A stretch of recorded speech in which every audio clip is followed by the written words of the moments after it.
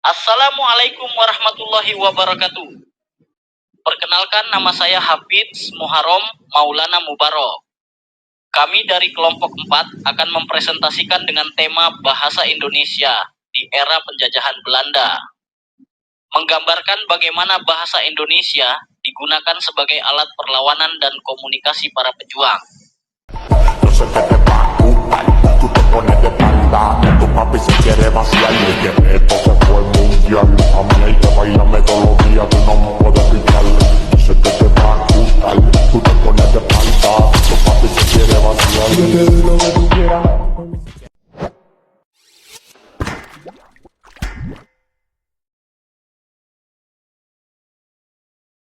Yang pertama, saya akan menjelaskan latar belakang dari judul tersebut. Pada masa penjajahan Belanda, bangsa Indonesia menghadapi tantangan besar dalam mempertahankan identitas dan persatuan.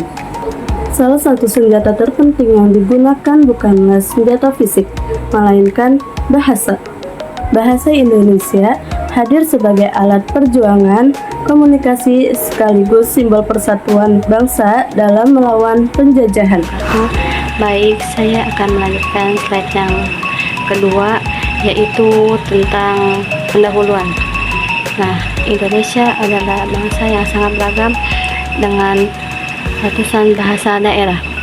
Pada masa penjajahan, Belanda justru mencoba mempertahankan perdebatan itu agar rakyat sulit bersatu. Di tengah kondisi tersebut, bahasa Melayu yang sederhana dan mudah dipahami mulai digunakan sebagai bahasa penghubung. Dari sinilah lahir bahasa Indonesia yang kelak menjadi simbol perjuangan.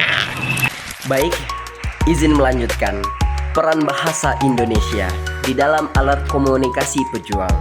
Para tokoh pergerakan nasional membutuhkan sarana komunikasi yang dapat dipahami oleh berbagai suku dan daerah. Bahasa Indonesia merupakan solusi. Melalui bahasa inilah gagasan kemerdekaan dapat disampaikan. Organisasi pergerakan seperti Budi Utomo dan Sarekat Islam bisa berjalan. Seperti rakyat dari berbagai latar belakang bisa dipersatukan. Mungkin itu saja yang saya dapat sampaikan, akan dilanjutkan oleh presenter selanjutnya. Selanjutnya, saya akan menjelaskan peran bahasa Indonesia sebagai bahasa persatuan. Puncak pengakuan terhadap bahasa Indonesia terjadi pada Sumpah Pemuda di tahun 1928. Para pemuda dari berbagai daerah menyatakan ikrar menjunjung tinggi bahasa persatuan, yaitu bahasa Indonesia. Sejak saat itu, bahasa Indonesia tidak hanya sebagai alat komunikasi, tetapi juga sebagai simbol persatuan bangsa yang siap melawan penjajah. Baik, saya akan melanjutkan slide yang kelima, yaitu tentang peran bahasa Indonesia media perlawanan dan pendidikan.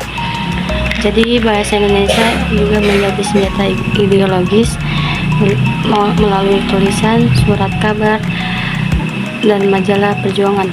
Artikel, pamflet, dan pidato politik disampaikan dalam bahasa ini untuk membangkitkan semangat rakyat. Bahkan karya sastra dan pendidikan mulai menggunakan bahasa Indonesia sehingga menanamkan rasa tanah air serta meningkatkan kesadaran nasional di kalangan masyarakat. Baik, kembali lagi dengan saya, presenter yang penuh wibawa. Selanjutnya yaitu strategi perlawanan melalui bahasa. Belanda berusaha menanamkan dominasi melalui bahasa Belanda, tetapi rakyat tetap bertahan menggunakan bahasa Indonesia. Sekolah-sekolah rakyat mengajarkan bahasa ini sebagai untuk perlawanan. Penggunaan bahasa Indonesia menegaskan bahwa bangsa kita punya identitas sendiri, bukan sekedar pengikut kolonial. Dengan begitu, bahasa menjadi strategi halus dalam perjuangan kemerdekaan. Mungkin itu saja yang saya dapat sampaikan, akan dilanjutkan oleh presenter selanjutnya. Selanjutnya, dampak dari penggunaan bahasa Indonesia. Dari penggunaan bahasa ini, lahirlah rasa persatuan yang kuat. Rakyat dari berbagai daerah mulai merasa satu bangsa dan satu tujuan.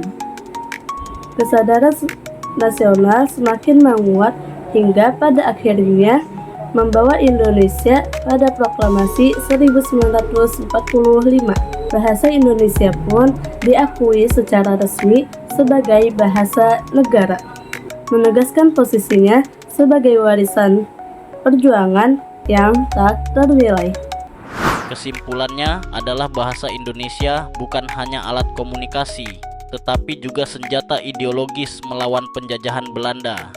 Ia menjadi perekat bangsa yang berbeda-beda suku dan budaya. Peran penting ini membuat bahasa Indonesia hingga kini tetap dijunjung tinggi sebagai jati diri, identitas nasional, sekaligus simbol persatuan bangsa. Mungkin itu saja yang dapat saya sampaikan. Izin pamit undur diri, saya Hafiz, saya Nadia, dan saya Rizky. Wassalamualaikum warahmatullahi wabarakatuh.